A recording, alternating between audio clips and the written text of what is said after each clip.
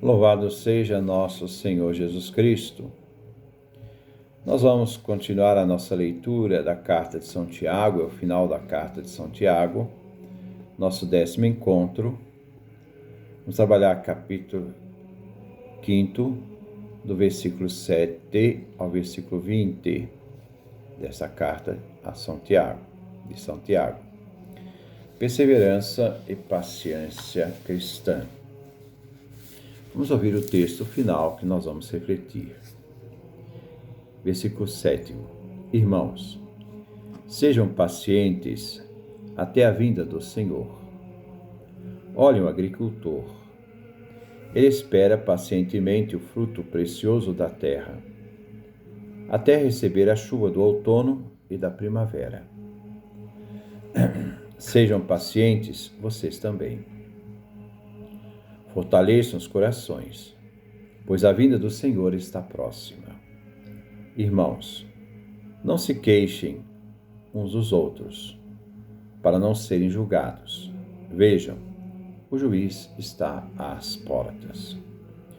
Irmãos, tomem como exemplo de sofrimento e paciência os profetas que falam em nome do Senhor.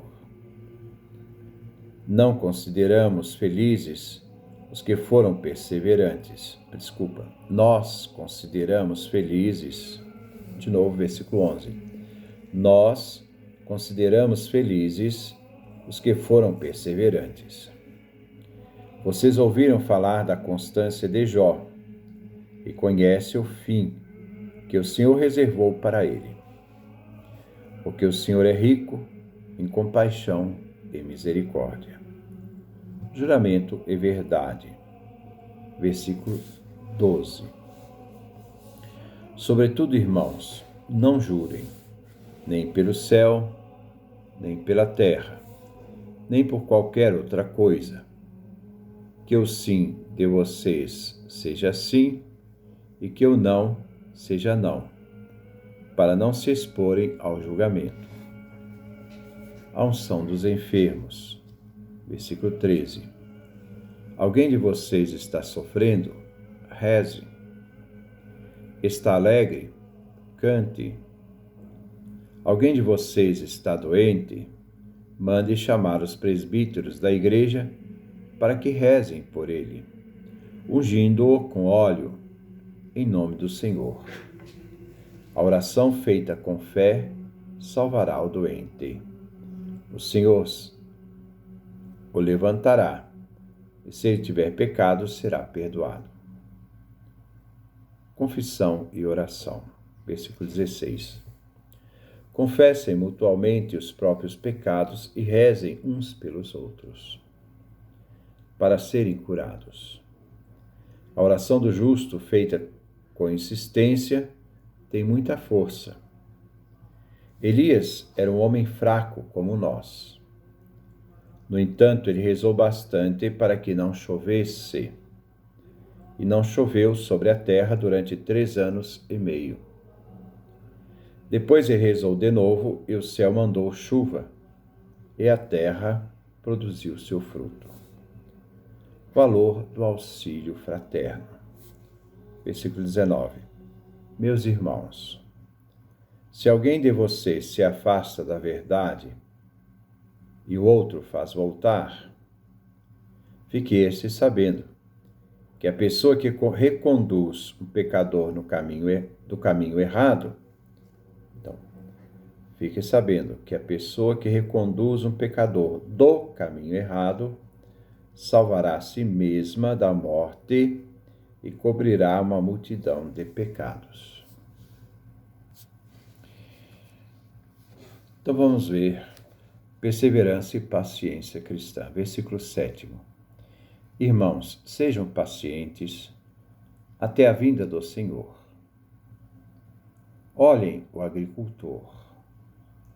Ele espera pacientemente o fruto precioso da terra, até receber a chuva do outono e da primavera. A fé em Cristo está permeada de esperança. O cristão deve procurar ter uma esperança ativa, mesmo diante dos desafios e baques da vida, nos confrontos a serem vividos. Se deve ter esperança como o agricultor que planta e espera até a chegada dos frutos. O cristão deve ser cheio de confiança e esperar, pois a grande colheita chegará com a vinda do Senhor. Jamais se pode perder a esperança. Duas coisas não podem faltar à vida do cristão: paciência e oração. A paciência é a constância nas adversidades e dificuldades enfrentadas na vida, é esperar no tempo, com firmeza do coração, porque essa esperança nos lança para a certeza do destino final, que nos dá sustentação para não nos deixarmos ser vencidos pelas dificuldades. Versículo 8. Sejam pacientes vocês também. Fortaleçam os corações, pois a vinda do Senhor está próxima.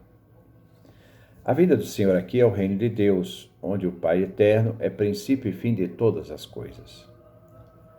Como o agricultor espera para poder receber mais tarde o fruto, depois de tanto sacrifício ao plantar, assim o cristão tem a paciência esperando a vinda do Senhor. É uma das dificuldades de vivermos na paciência e esperança. E por isso ela deve ser ativa hoje. Porque se vivermos sem a paciência, na ansiedade, nessas dificuldades, nós poderemos perder qualidade de vida. A esperança nos faz ser sustentados e nunca ser vencidos. Versículo 9. Irmãos, não se queixem dos outros para não serem julgados.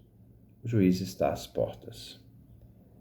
A maior dificuldade de enfrentarmos para a fortaleza da nossa fé não são as dificuldades que temos que enfrentar no dia a dia, os desafios, mas a maior dificuldade é o convívio dos cristãos em comunidade.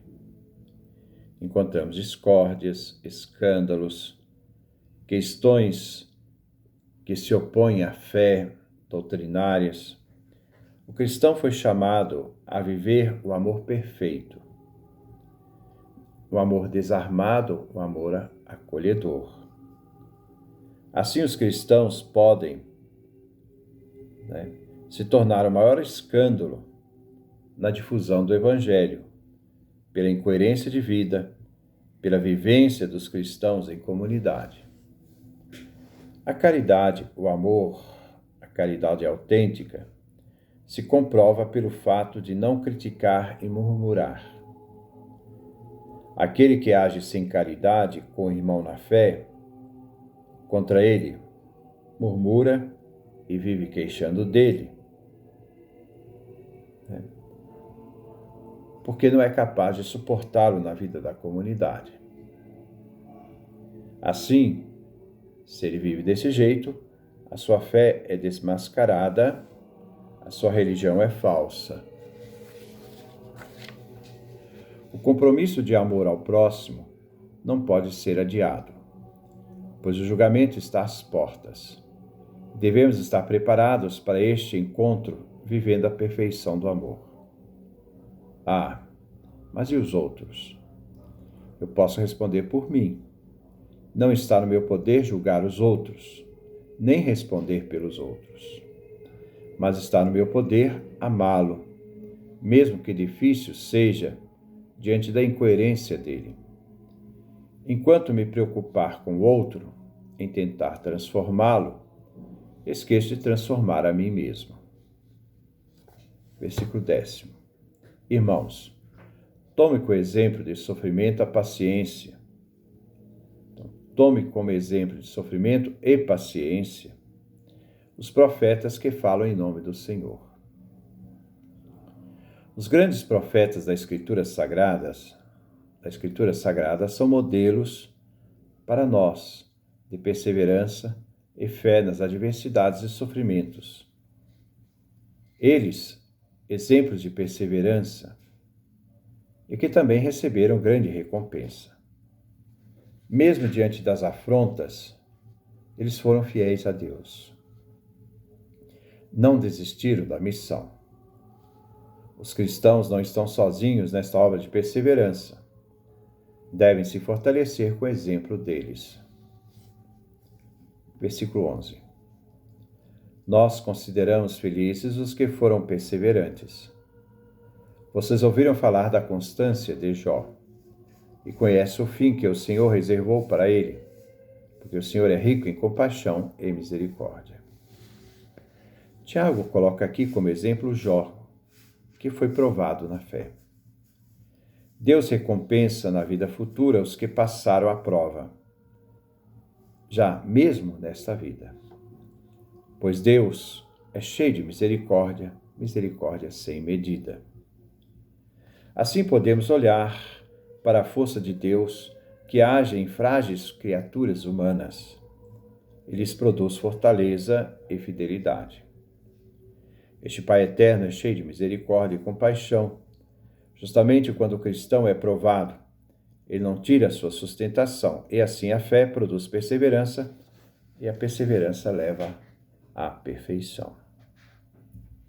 Juramento e verdade. Versículo 12. Sobretudo, irmãos, não jurem, nem pelo céu, nem pela terra, nem por qualquer coisa. Que o sim de vocês seja sim e que o não seja não, para não se exporem ao julgamento. Tiago aqui cita parte do Evangelho de Mateus, capítulo 5, versículo 33 a 37. Se deve evitar a todo custo de invocar levianamente a Deus, como testemunha da verdade. Como se evitava pronunciar o nome de Deus, isto é, Javé, os judeus não pronunciavam, segundo o segundo mandamento, não usar o nome de Deus em vão, usava-se então os nomes céus, terras, templo, para evitar este abuso, pois no fundo estava o nome de Deus. Jamais os cristãos devem julgar por qualquer coisa. Tiago quer instruir os cristãos que eles têm a obrigação de dizer sempre a verdade, onde quer que estejam, fugir de toda evasiva justificação, e muito menos abusar da autoridade de Deus para justificar escolhas de atos escusos que encobrem interesses pessoais. Viver na verdade em palavras e conduta de vida. Deus é o advogado da verdade e não aceita dissimulação e mentiras. Unção dos enfermos. Versículo 13. Alguém de vocês está sofrendo? Reze. Está alegre? Cante. Duas atitudes do cristão diante de situações extremas e duas soluções confortantes. No sofrimento, reze. Estar diante de Deus sempre. Se está alegre, cante. São realidades que ajudam a procurar vencer a dor e a alegria centrados em Jesus Cristo. Versículo 14. Alguém de vocês está doente? Mande chamar os presbíteros da igreja, para que rezem por ele, ungindo-o com óleo em nome do Senhor. O sacramento da unção dos enfermos. Os ministros religiosos da comunidade, os presbíteros, possuem um poder sacramental específico.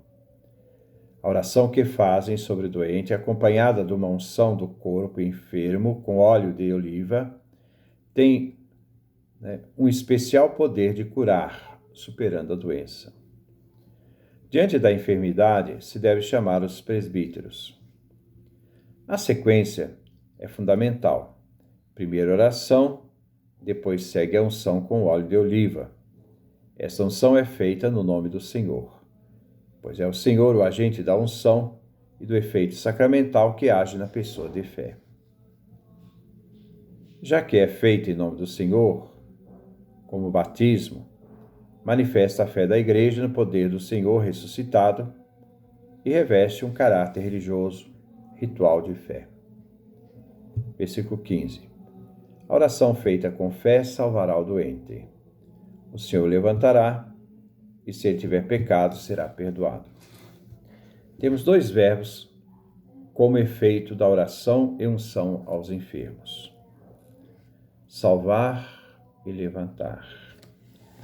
Pode significar o restabelecimento do enfermo, seja a salvação escatológica também. Existia um vínculo entre a doença e o pecado. Hoje podemos ver essa relação.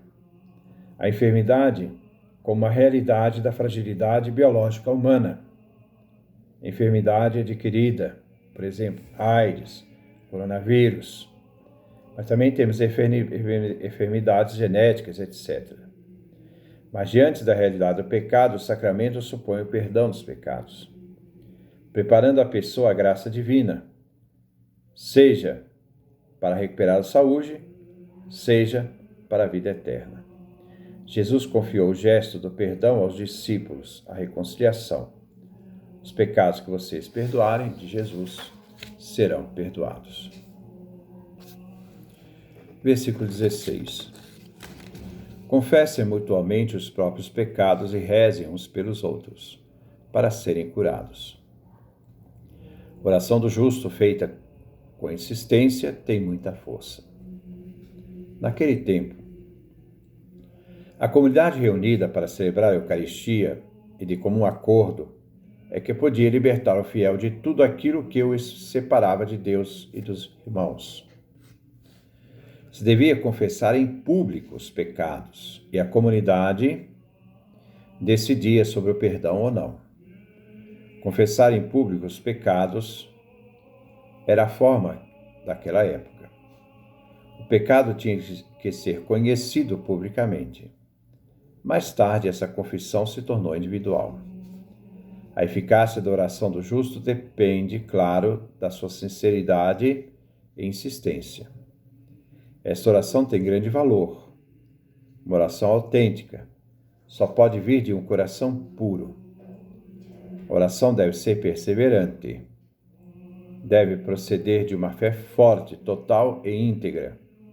Interceder com perseverança pelo irmão e sua salvação, e ser determinada pela caridade desinteressada. Versículo 17. Elias era um homem fraco como nós. No entanto, ele rezou bastante para que não chovesse, e não choveu sobre a terra durante 3 anos e meio. O grande exemplo é o profeta Elias. Tiago sublinha que a oração do justo, que age com tal poder, continua sendo a de um homem semelhante a seus irmãos. A citação de que não choveu durante 3 anos e meio não está no Antigo Testamento, mas vem citado no Evangelho de Lucas, por Jesus, no capítulo 4, versículo 25. Versículo 18. Depois ele rezou de novo, e o céu mandou chuva, e a terra produziu seu fruto. Aqui nós temos as referências do primeiro livro de Reis, capítulo 17, versículo 1. Primeiro livro de Reis, capítulo 18, versículo 42. O texto refere a oração de Elias desmascarando os sacerdotes de Baal. Valor e auxílio fraterno. Versículos 19 e 20, para terminarmos. Meus irmãos, se alguém de vocês se afasta da verdade e o outro faz voltar, fiqueste sabendo que a pessoa que conduz um pecador do caminho errado salvará a si mesmo da morte e cobrirá uma multidão de pecados. O irmão se afasta da comunidade quando perde a fé ou renuncia ao Senhor na perseguição. por medo. Ao perder a fé, se afasta da comunidade. O amor fraterno e o perdão podem reconduzir aquele que se afastou. Aquele que o conduziu, aquele que enfraqueceu na fé, ou renunciou, de viver na igreja, e traz-lhe a comunhão novamente da igreja, este que fez esta ação terá uma multidão de pecados perdoados, justamente por seu amor ao próximo e pela salvação dele. Ele salvará uma vida da morte, fazendo-a voltar à fé e à vida da comunidade. Vencer o pecado é conduzir o irmão novamente à verdade da fé. Então, com isso, nós terminamos a carta de Tiago. Nós vamos iniciar no nosso próximo encontro as nossas reflexões já sobre o livro do Apocalipse. Que Deus nos dê a sua graça, a sua bênção, a sua face resplandeça sobre nós.